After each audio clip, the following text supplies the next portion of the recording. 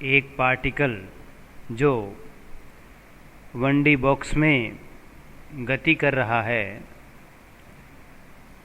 उससे संबंधित eigen function और आइगन वैल्यू ज्ञात करना चाहते हैं। एक पार्टिकल जिसका मास m है वो एक डायरेक्शन जिसे हम यहाँ पर x ले रहे हैं, तो यह x के समांतर गति कर रहा है और इसका जो मोशन है वो 1D बॉक्स जो है उसमें सीमित है। और x इक्वल टू 0 और x इक्वल टू a पर जो पोटेंशियल वॉल हैं उनकी हाइट जो है वो इन्फाइनाइट है। इस प्रकार हम पोटेंशियल एनर्जी को मैथमेटिकली इस प्रकार से रिप्रेजेंट कर सकते हैं कि Vx इक्वल टू 0 है जब x की वैल्यू 0 और a के बीच में है, तो उस स्थिति में पोटेंशियल एनर्जी की वैल्यू 0 है।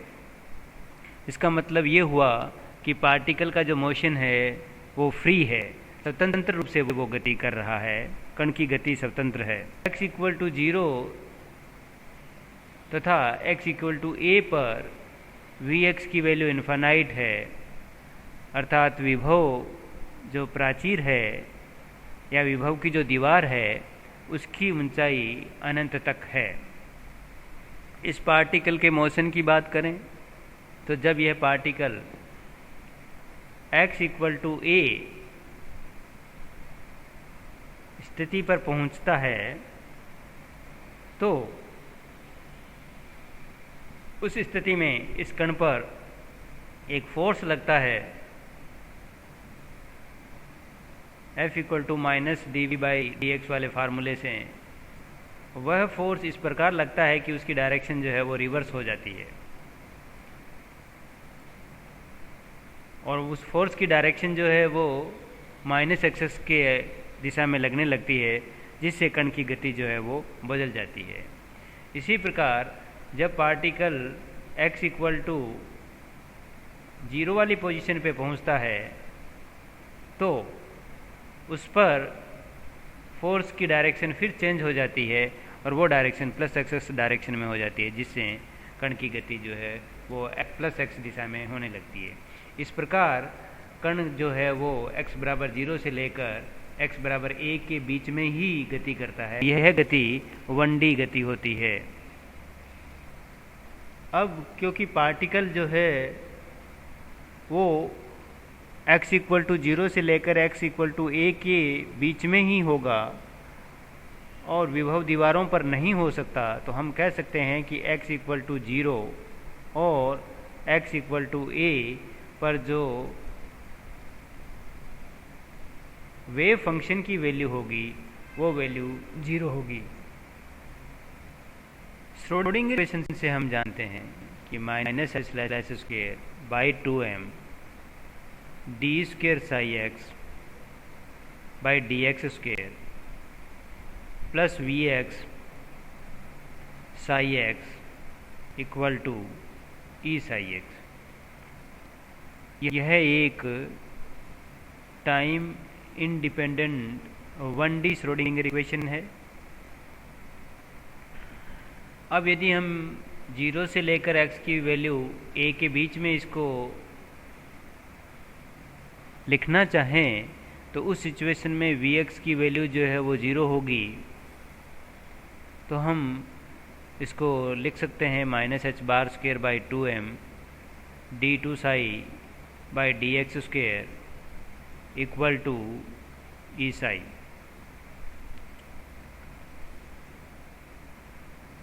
यहाँ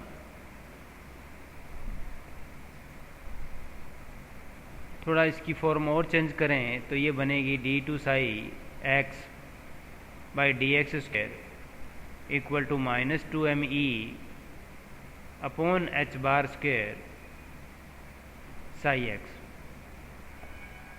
क्योंकि 2me upon h bar square ये कांस्टेंट है, इस कांस्टेंट को k स्क्वायर पुट कर देते हैं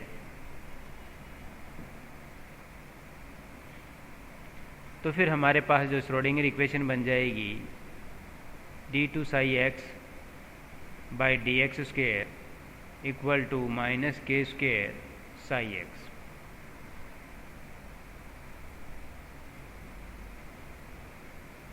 ये जो अब श्रोडिंगर इक्वेशन हमारे पास में बनी है इसको हम नंबर 2 कह रहे हैं, और इस श्रोडिंगर इक्वेशन का जो सॉल्यूशन होगा वो होगा psi x equal to a sine k x plus b cos k x, जहाँ a और b दोनों ही जो है वो क्या है, आर्बिट्रेरी कांस्टेंट है, और इन दोनों की वैल्यू हम बाउंड्री और कंटिन्यूटी कंडीशन का उपयोग करते हुए ज्ञात करेंगे। तो ये जो इक्वेशन नंबर हम इसको थर्ड कह रहे हैं, और इक्वेशन नंबर थर्ड में जो हमें वेव फंक्शन psi x मिला है जो आइगन फंक्शन भी है, इसमें जो कांस्टेंट a और b है उनकी हम वैल्यू पता करना चाहेंगे।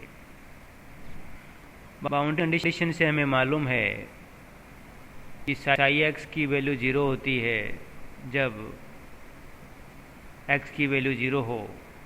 तो इस इक्वेशन में यदि हम पुट करें तो a 0 equal to a into sine 0 plus b into cos 0। Cos 0 की वैल्यू 1 होती है, तो 0 equal to 0 plus b into 1।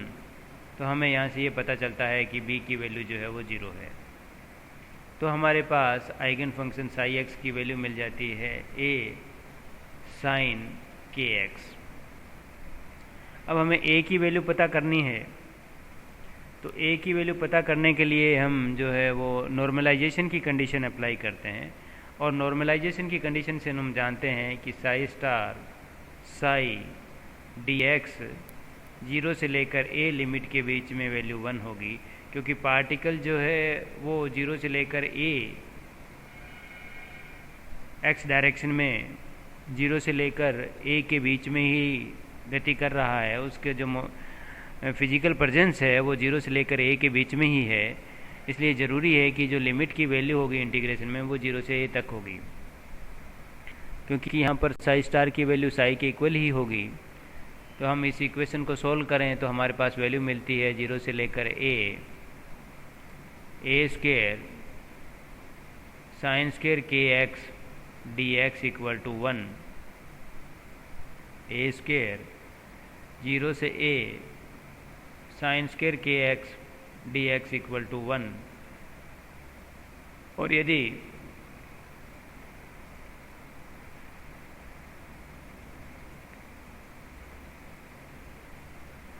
Integration वाले पार्ट की बात करें तो इसकी जो वैल्यू हमें मिलती है वो वैल्यू होती है a बाई 2 इक्वल टू 1। तो जो a हमारे पास में कैपिटल है उसकी वैल्यू हो जाएगी 2 by small a under root. इस प्रकार हमें जो आइगन फंक्शन मिला है psi x उसकी वैल्यू हो गई 2 by a sine k x.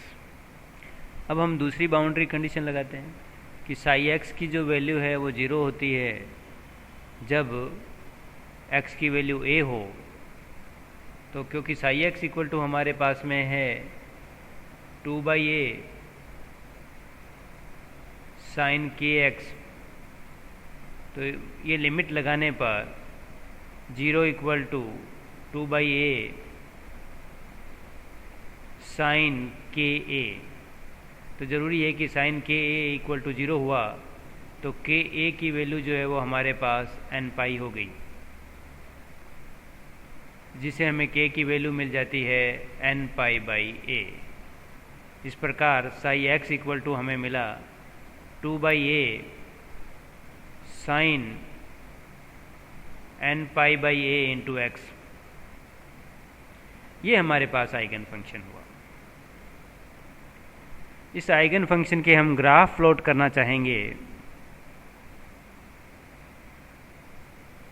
psi के लिए ग्राफ करना चाहते हैं n इक्वल टू 1 में हमारे पास में जो है वो एक लूप मिलेगा,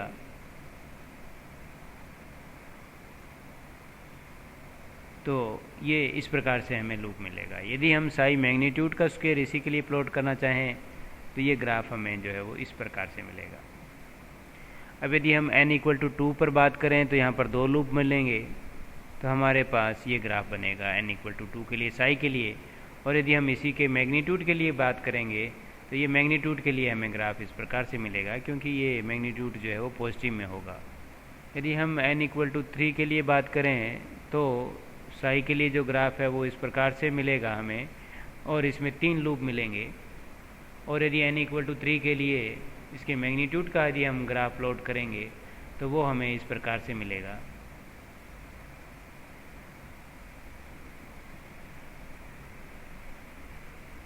अब हम आइगन वैल्यू पता करना चाहेंगे। हमें मालूम है k equal to n pi by a है, और इक्वेशन नंबर 1 से k की वैल्यू जो है वो 2me by h bar square under root भी है।